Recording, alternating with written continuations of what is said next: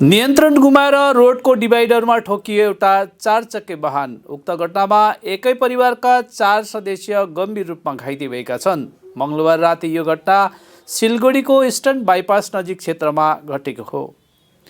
प्राप्त जानकारी अनुसार मंगलबार राति एउटा वाहन आशीगर मोडबाट इस्टर्न बाइपास हुँदै गोडा मोडतर्फ जाँदै थियो, तर लोकनाथ मन्दिर बजार नजिक पुग्दा गाडीले नियन्त्रण गुमाई पठाएर सोझै डिभाइडरमाथि चढ्यो। उक्त घटनामा 4 जना गम्भीर रूपमा घाइते भएका छन्। घाइतेहरूमध्ये 1 जना महिला र 1 जना बालक पनि सामेल छन्।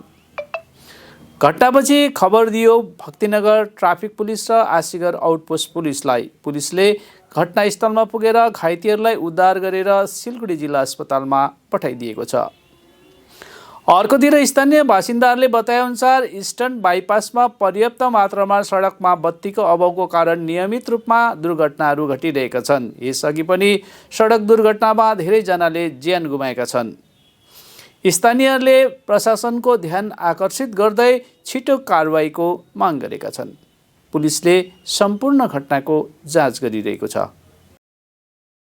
অন্ধকার মেঘলা আকাশ কুয়াশা আগামী দিনে আরো অ্যাক্সিডেন্ট হবে অথবা মেন তো আমরা বলতে বলতে আমরা সরকারকে কি করে বলবো জানি না, কোন ভাষায় ওনারা শুনবে, কিভাবে করলে ওনারা এই লাইটটা আজকে লাগাইবে।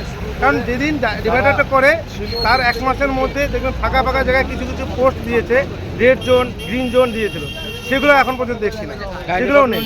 গাড়ির মধ্যে 4 জন ছিল, একজন শিশু ছিল, শিশুটা অন্তপক্ষ সবাই ঠিকই আছে, যেহেতু দামি গাড়ি এয়ার ব্রেকটা ফেটে তার মুভমেন্টে এসেছে, কিছু হয়নি, সবাই একটু খরচ হয়েছে, কিন্তু সবাই প্রাথমিক চিকিৎসার সঙ্গে।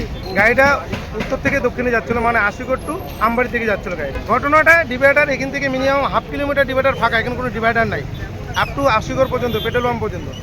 এই জায়গাটার মধ্যে ভাবছে জায়গাটা সিঙ্গেল রোড, গাড়ি যে কোনো মুভমেন্টে ওরা গাড়িটাকে ওভারটেক করে আসার পরে, আর এখনকার গাড়ি এলইডি বাল্ব, যখন আপার লাইটটা দেওয়া হয় না, নিচের এই 1.5 ফুট ডিভাইডার বোঝা যায় না যে ডিভাইডার আছে কিনা। যার স্পিডও থাকে মোটামুটি 60-70 স্পিড থাকে গাড়ি, যেহেতু দামি গাড়ি, এসে দেখে সামনে ডিভাইডার, বাস ইউটার্ন গাড়ি পাল্টি মেরে দিচ্ছে। লাইট থাকলে আমার মনে হয় রোড বলে অ্যাক্সিডেন্ট হয়, যা কিছু কিছু ড্রাইভারের গাফিলতিতে অ্যাক্সিডেন্ট হয়, কিন্তু বাইপাসের মতো অ্যাক্সিডেন্ট খুব কমই দেখা যায়। আমার মনে হয় পশ্চিমবাংলার মধ্যে মেন রোড হচ্ছে আমাদের বাইপাস রোড, এই রোডে যত অ্যাক্সিডেন্ট হয় আমার মনে হয় কোনো ন্যাশনাল রোড এরকম হয় না। পথবাতি দেখ অ্যাক্সিডেন্টটা অনেক কমে যাবে। অ্যাক্সিডেন্ট বলতেই হবে না, যতদূর সম্ভব সবাই শিলিগুড়ি হাসপাতালে প্রাথমিক চিকিৎসার জন্য গিয়েছে, কারণ খুব সেন্সিটিভ একটা জায়গায় এত বড় একটা দুর্ঘটনা। গাড়িটা পাল্টি খেয়েছে, তারপর ভিতরে 4 জন ঠিকই আছে, বাচ্চারা সবাই আতঙ্কতে আছে, কিন্তু যে ড্রাইভারের ইনজুরি হয়েছে, মাথাটা ফেটে। হ্যাঁ, বাড়ির ফ্যামিলি ছিল, ড্রাইভার না, এটা এখনো জানা যায়নি, যেহেতু সঙ্গে সঙ্গে আমাদের ট্রিটমেন্টে পাঠানো হয়েছে, সেই অবস্থায় আমাদের বলার মতো কোনো রকম ছিল না, যার জন্য এখন হসপিটাল থেকে আসুক, যেহেতু গাড়ি আছে, থানা পুলিশ এসেছে এবং কি ট্রাফিক এসেছে। আর ট্রাফিকের মাধ্যমে ট্রাফিককেও বলবো যে ফুটপাতে যারা আমাদের বাইপাসে ফুটপাত যে রাস্তাটা করেছে, রোডটা করেছে, সেই রোডে আমাদের ব্যবসায়ী বন্ধুদের বলবো কোনো রকম জিনিসপত্র না রাখে। বাইপাসটা মৃত্যুর রোড রয়েছে, এটা আরেক নাম হচ্ছে বাইপাসে, আরেক নাম হচ্ছে কিরণচন্দ্র রোড। লোক পাবলিক সব ট্রেনে বার করছে গাড়ি থেকে। আমি বলি কেন বাইপাসের কোনো ব্যবস্থা নেয় না পুলিশ প্রশাসন? আমরা তো সেটা চাই। আমরা যদি রাস্তা আমাদের প্রয়োজন থেকে আমরা রাস্তা পার পেরিয়ে যাওয়ার হয়ে গেলে আমাদের 20 মিনিট 15 মিনিট দাঁড়িয়ে থাকতে হয়, কেন এগুলো হবে?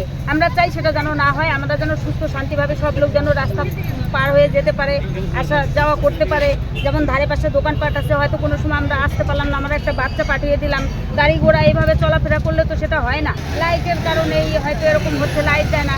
কেননা 1 সপ্তাহ আগেও এরকম একটা পিকআপ এসে ওই গাড়িতে উঠিয়ে দিয়েছে, সারা রাত্রে এখানে মিডিলে গাড়ি দাঁড় করিয়ে রেখে অনেক এরকম প্রবলেম হয়ে লাইটের কারণে এগুলো হচ্ছে। কেননা ওই ধার থেকে গাড়ি আসতে গেলে দেখা যায় না, মিডিলের ওই এটা চলাফেরা অসুবিধা হয়। আমরা টর্চ নিয়ে মোবাইল নিয়ে কোনো সময় প্রয়োজন থাকলে আমরা এইভাবে বেরোই, এই হচ্ছে একটু অসুবিধা লাইট না থাকায়। আমাদের কোনো সময় জল আনতে ওই পাশে যেতে হয়, আমরা জল আনতে যেতে পারি না, তারপরে এরকম আমাদের অনেক রকম প্রবলেম লাইটের। আমরা চাই যে এটার যেই হোক মানে লাইটের যেন কোনো ব্যবস্থা হয় বা বাইপাসে।